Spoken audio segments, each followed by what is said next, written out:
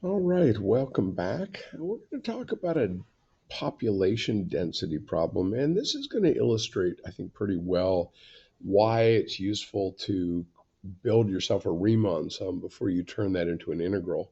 So here's the scenario. We've got a 10-mile stretch of road in Minnesota, and along the road, the gopher population is 500 gophers per square mile, and it increases in a linear fashion to 2,000 per square mile over a 3-mile strip alongside the road.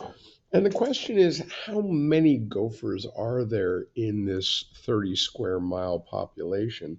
So the first thing that we need to do is recognize that my calculation of how many gophers in a particular strip is going to be this little strip here.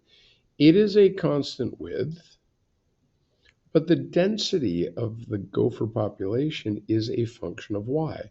So let's go ahead and write that function of y. We're starting at 500. This is linear.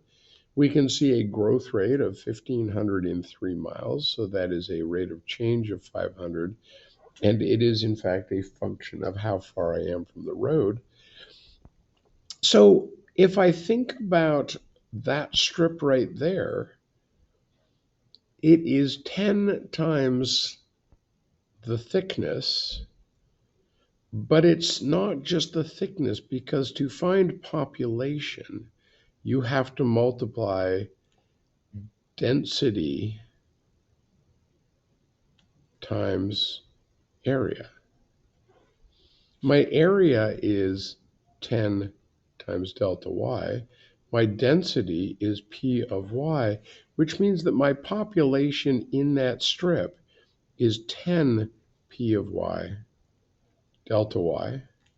And let's make that a y sub k since it's just one particular strip. And now I take the sum of all those. Notice that I could not, in this case, just take that and plug it into an integral. I have to think about, how do I find the population of that strip right there? Density times area density times area, and then area is 10 times the change in the y value, which means that now I know that my population, I don't want to use P, my population, taking the limit as delta y goes to 0, is the integral from 0 to 3 of 10 P of y dy.